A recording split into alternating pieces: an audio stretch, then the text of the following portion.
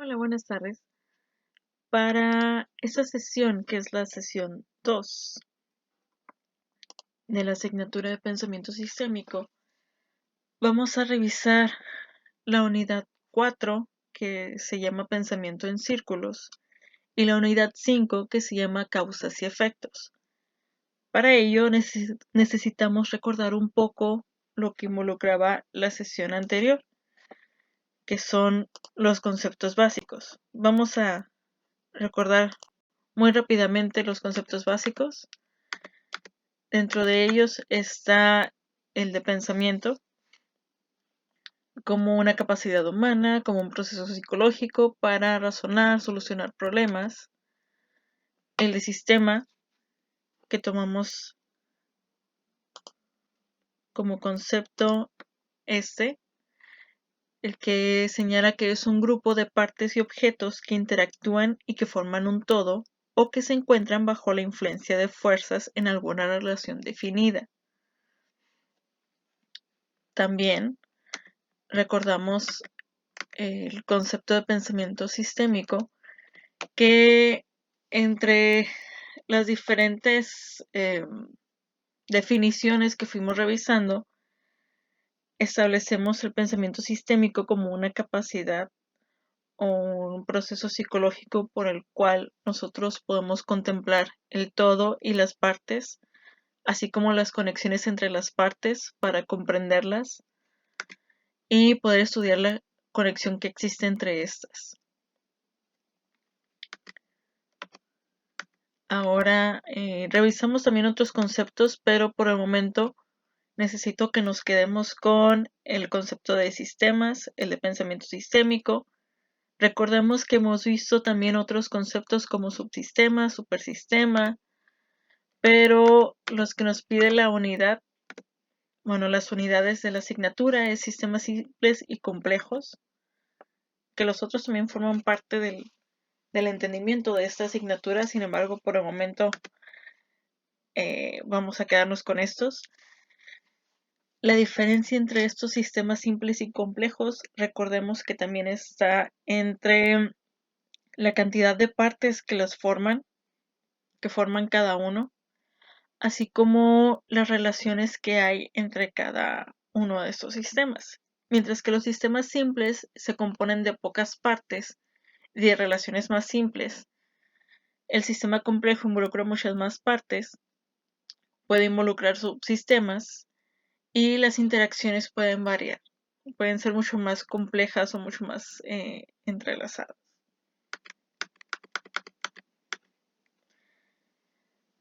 Recordemos que los sistemas pueden tener diferentes formas.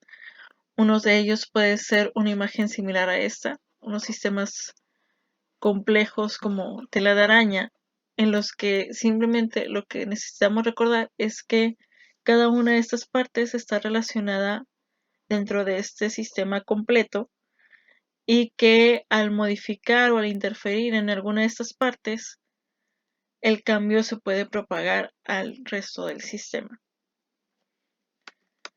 Lo que está también establecido en lo que mencionamos en la unidad 3, que es estabilidad y efecto palanca.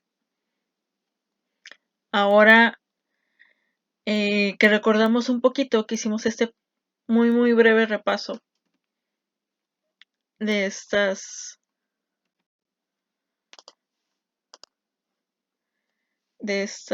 unidades, vamos a empezar con lo que son el pensamiento en círculos y las causas y efectos.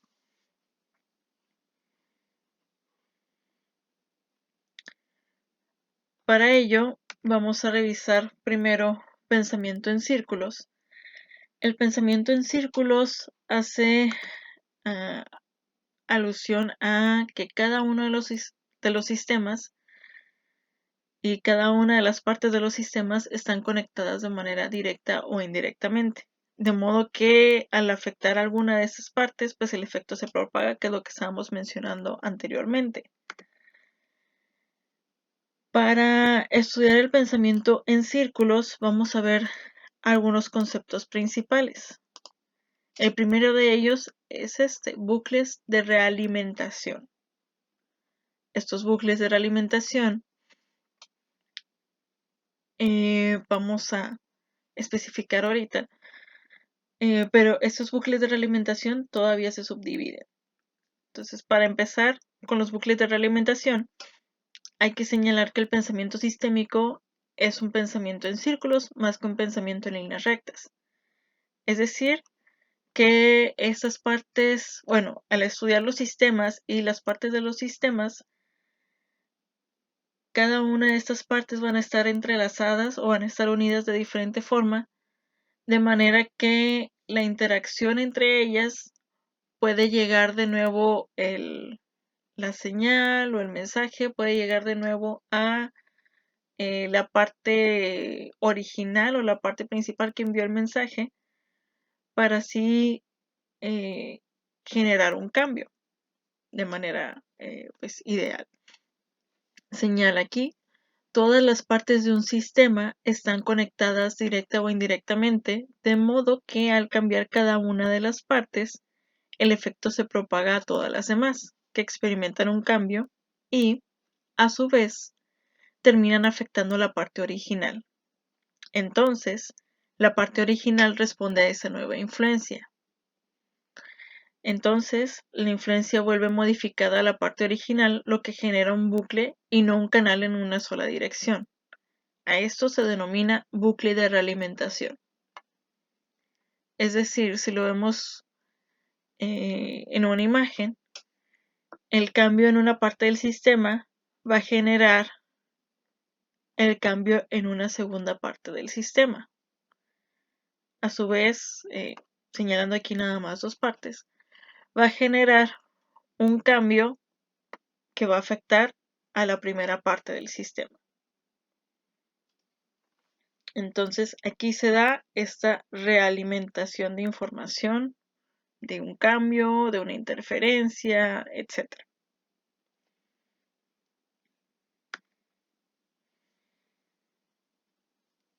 Al ser la realimentación, un bucle, es entonces que se considera el pensamiento en círculos. Hay un ciclo o hay un camino que termina o que continúa llegando la información a la parte original. Por ejemplo, se dice que la crítica o las calificaciones, por ejemplo, la crítica o la calificación o en ese sentido esa, pues vaya, realimentación, es una realimentación, pero solo puede definirse así cuando genera un cambio en la persona criticada. Si esa realimentación o esa crítica no genera un cambio en la persona, no lo toma en cuenta, entonces no se puede decir que es una realimentación por completo. De hecho, hay un término en específico que ahorita vamos a mencionar. Otro ejemplo de realimentación es aquí mencionando el equilibrio de líquidos en el organismo. Si el equilibrio de líquidos en el organismo está alterado y nuestro organismo está recibiendo la señal de que hay una cantidad menor de líquidos en el organismo de lo que necesitamos, entonces manda una señal a otra parte del cuerpo generando esa sensación de sed. Esa sensación de sed, a su vez, va a generar un cambio y va a mandar una señal hacia otra parte de este sistema, generando la acción de beber algún líquido, el que sea. Idealmente pide agua, pero a veces pues, nosotros podemos darle alguna otra cosa. Una vez que esta acción del beber se genera, manda una señal a esta parte encargada del equilibrio de líquidos en el organismo. Esta señal pues va a determinar si se detiene, si fue suficiente o si no fue suficiente. Pero hasta el momento, en este camino, se genera la realimentación. En un ejemplo basado en la comunicación entre dos personas, una vez que la primera persona emite un mensaje, ya sea un hola, ya sea un saludo con una mano, el tipo de mensaje que sea, verbal o no verbal, ese mensaje se envía hacia la otra persona, la cual lo recibe, y una vez que lo recibe, va a generar una respuesta hacia la primera persona. Esa respuesta puede ser regresándole un hola, puede ser un gesto o puede no ser un gesto. Incluso la falta de respuesta o el que la persona se voltee a propósito puede ser en sí una respuesta. Y aquí él está dando una realimentación a la persona y esa persona puede generar una respuesta diferente, ya sea el estar de buen humor, el estar de mal humor o el continuar con la comunicación o el detener la comunicación.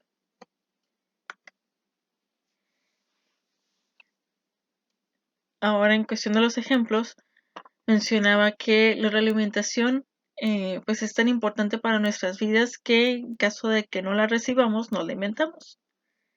Como en el ejemplo anterior, si un amigo nos dice que nos va a llamar y no nos llama, se considera la ausencia de la llamada como realimentación.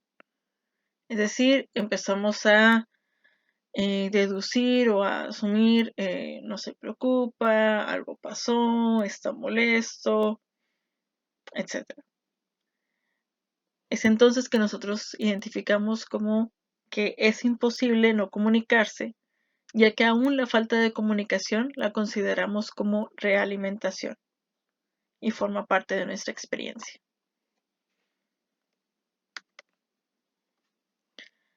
Ahora, dentro de los bucles de realimentación se pueden dividir básicamente en dos tipos. El primer tipo es la realimentación de refuerzo. El segundo es realimentación de compensación. La realimentación de refuerzo se refiere a cuando los cambios registrados en todo el sistema se realimentan para amplificar el cambio original.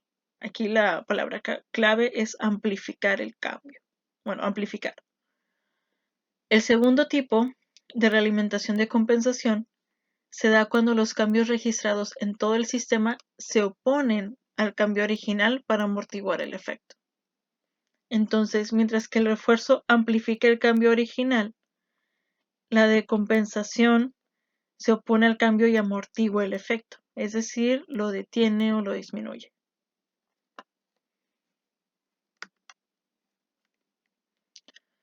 Por ejemplo, regresándonos un poco, por ejemplo, cuando mencionamos ahorita lo de la comunicación, si la persona envía un mensaje de hola hacia la otra persona y esa persona responde un hola, es mucho más fácil que, se presente la realimentación de refuerzo que va al amplificar el cambio, va a decir que esa comunicación verbal se puede establecer y puede incluso continuar. Si, por ejemplo, la realimentación de compensación se diera, sería que la primera persona emite el hola y la segunda persona tal vez emite el hola con un tono diferente o no emite una respuesta como la primera persona lo esperaba, entonces amortigua el efecto. Es decir, que la primera persona asume que no se puede establecer esa comunicación o esa conversación. Si nos regresamos al ejemplo de la sed, una vez que la parte que genera que mantiene el equilibrio de la sed, es decir, una vez que esta parte que mantiene el equilibrio de la sed, es decir, en el caso del sistema nervioso, el hipotálamo, si esta envía la señal de la sensación de sed y esa sensación de sed genera la acción de beber, dependiendo de esa acción de beber y cómo se presente, puede generar una realimentación de refuerzo, es decir, de continuar ingiriendo ese líquido señalando que todavía falta, o puede generar una acción de saciedad, de decir que es suficiente con el líquido que se ingirió, con la cantidad de agua o de lo que sea que hayamos ingerido. Entonces,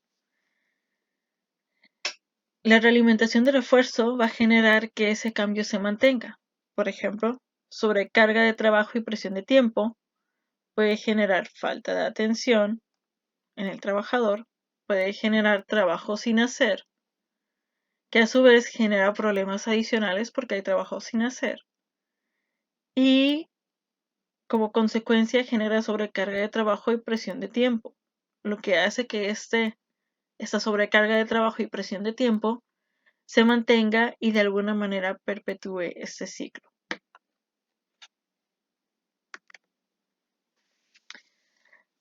La realimentación de compensación, decíamos, van a generar cambios en el resto del sistema que van a reducir, limitar o contrarrestar el cambio inicial. Van a mantener estable el sistema, pero sin esta realimentación sin este equilibrio entre estas realimentaciones, generaría una inestabilidad del sistema. Otro concepto importante para estudiar el pensamiento en círculos o en general el pensamiento sistémico, mencionamos los bucles de realimentación. Dentro de estos bucles de realimentación mencionamos el bucle de realimentación de refuerzo, bucle de realimentación de compensación, y ahora mencionamos la proalimentación. La proalimentación describe un curioso efecto. Cuando el efecto anticipado del futuro, que todavía no ha tenido lugar, genera la causa del presente, que de no ser así se hubiera producido. Por ejemplo, cuando pensamos que va a fallar algo, lo más habitual es que fallemos. Eso está tal vez complejo de entender al ver solamente la definición, sin embargo, es algo que en muchas ocasiones realizamos.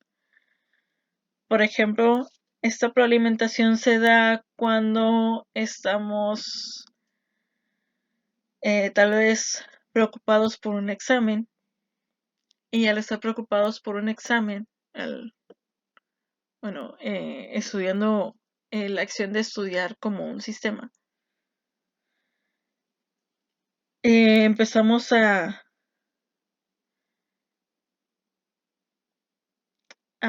realizar actividades tratando de estudiar o tratando de repasar. Sin embargo, podemos llegar a desvelarnos o podemos llegar a hacer alguna otra cosa que a final de cuentas interfiere o disminuye la cantidad de horas dedicadas al estudio o la calidad del estudio. Si nos vamos a otro ejemplo, si pensamos que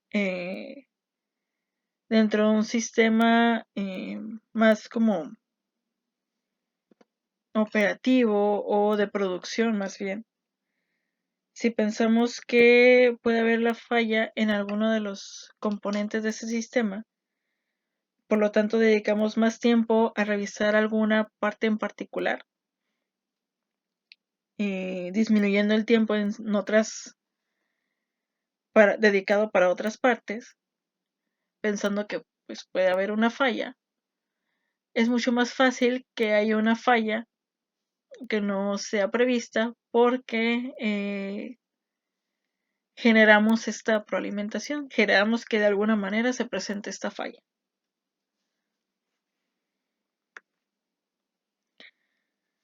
Ahora, de nuevo, les comento este video, esta presentación es una forma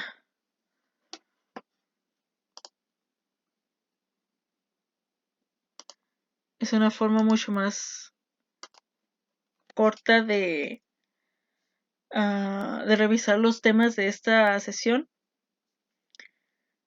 Y si hay más dudas, lo refiero a el capítulo. Les señalo el capítulo al momento de subirles este video y la presentación, pero es del libro Introducción al Pensamiento Sistémico. Esta otra unidad a continuación también es del mismo libro y el capítulo también se los voy a señalar al momento de subir la presentación para que los lean. En realidad, estos conceptos son más sencillos de entender de lo que parecen. Y si aún así hay alguna duda, pues espero que de nuevo se puedan comunicar conmigo y que lo podamos aclarar.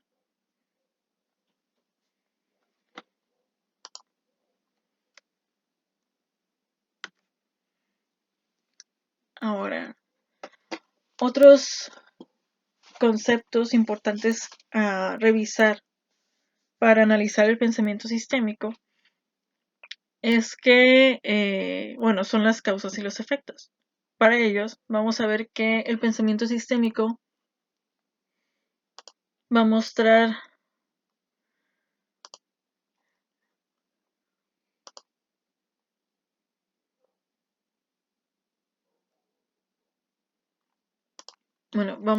la influencia en círculos y considerar que la importancia relativa de cada factor puede variar a lo largo del tiempo dependiendo de los bucles de realimentación. Las causas de estas influencias o de la importancia son dinámicas y no son estáticas. Es decir, dependiendo de las interacciones, van a ser las importancias de estos factores. Para ello, pues tiene más sentido pensar en factores determinantes. Es decir, en el pensamiento sistémico es la relación entre los elementos lo que los convierte en causas o en efectos. Y esa relación depende de la estructura del sistema, que es lo que mencionamos en la unidad 2, los sistemas simples o sistemas complejos, que pueden variar dependiendo de la cantidad de partes, dependiendo de la cantidad de relaciones que hay entre ellos.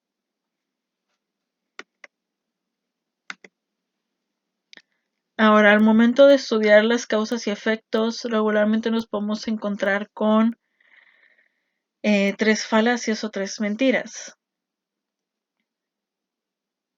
La primera de ellas se refiere a que la causa y el efecto están separados y el efecto se produce después de la causa. Regularmente no lo vamos a encontrar así, o sea, no vamos a encontrar la causa y el efecto como elementos separados o que el efecto se produzca justo después de la causa. Dependiendo de la complejidad del tipo de sistema que estemos estudiando, vamos a poder ver que muy probablemente el efecto se produzca tiempo después de la causa. Van a estar unidos, sí, pero pueden estar separados en cuestión de tiempo,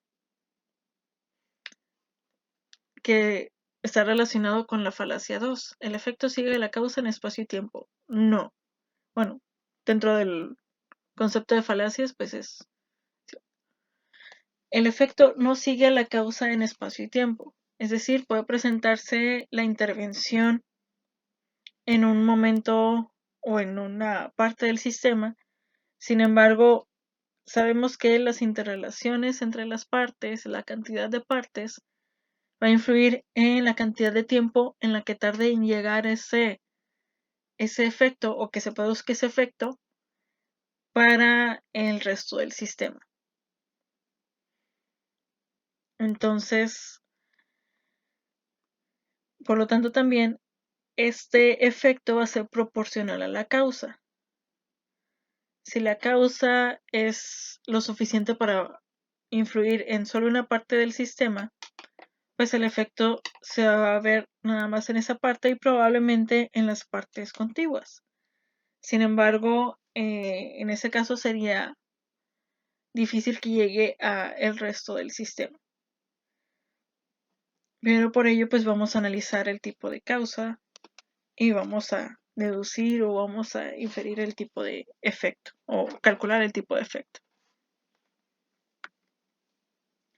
Entonces, para estudiar las causas y efectos, hay elementos importantes. Primero, el tiempo que tarda en presentarse uno y otro, la causa y el efecto. Segundo, están los elementos de autorreferencia y recursividad. Autorreferencia hace hace alusión a la identificación o las características de la misma parte que lo originó.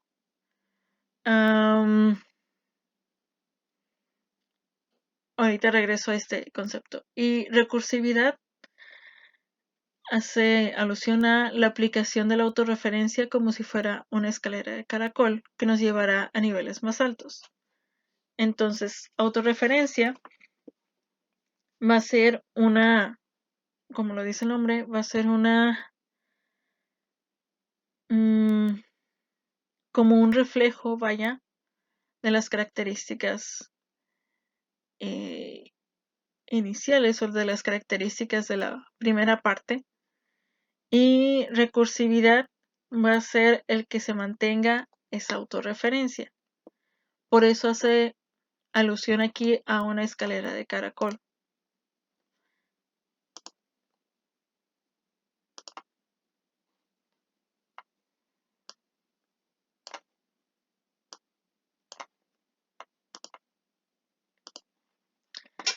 Si la autorreferencia hace que se presente ese giro, la recursividad va a hacer que ese giro se mantenga, formando esa, de alguna manera, escalera de caracol que nos va a llevar a niveles más altos, lo que puede generar que esa causa y ese efecto, bueno, que esa causa tenga un efecto diferente. Estos son un poco, tal vez, complicados de entender sin algún ejemplo, pero así como esta presentación es pues es una explicación a grandes rasgos, les recuerdo que están las lecturas de los capítulos, además que en los capítulos, al ser esta presentación algo muy resumido, en los capítulos hay muchos más ejemplos.